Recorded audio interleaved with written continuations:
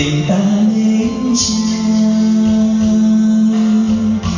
nhiều đêm ngắm sao mà ước riêng mình bền lâu suốt đời xin khắc sâu nhớ thương đầy vơi mộng thấy ai mỉm cười làm môi xin ướt để rồi buồn ơi ánh trăng soi còn đó và nghe hơi gió đưa ra mình vừa mơ khi yêu hôn như nở hoa say mộng tuyệt vời nắng tương lai trong bàn tay một câu nói thôi đôi khi gặp nhau muốn khơi nhưng rồi lại thôi nói ra e ngại thoảng cơn gió trôi hôm nay nhìn xe kết hoa xuôi ngược đèo đường gửi thư trao cho người yêu vài câu luyến thương hân hoan hồn như nở hoa trông chờ hồi ấm đắng cay trong lòng chỉ thấy thiên mộng chiều tím không mây đường cũ bước lần đi hồn nghe say dứt thêm nhìn xe kết hoa màu trắng ngỡ ra mình pháo hồng mừng tiễn đưa lá thu trầm rơi từng lá nghe bồi hồi từng bước chân người mở rộng vòng tay đón em nhưng nào thấy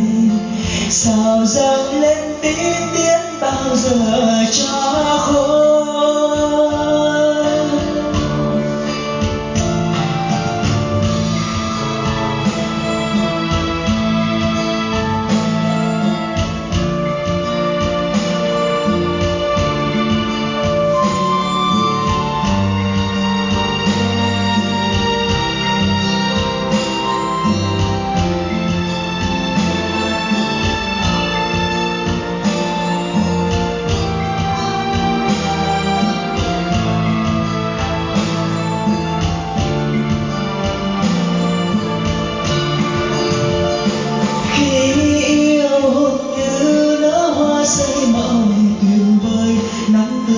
trong bàn tay một câu nói thôi đôi khi gặp anh muốn khơi nhưng rồi lại thôi nói ra e ngại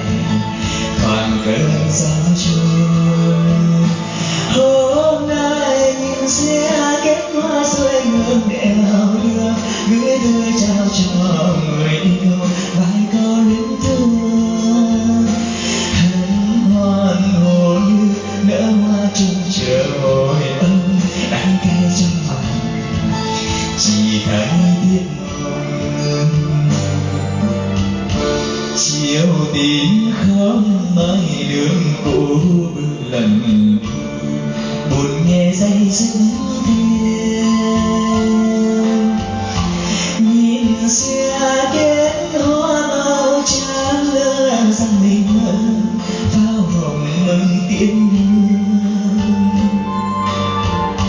lá thu trầm rơi từng lá nghe bồi hồi từng bước chân người đi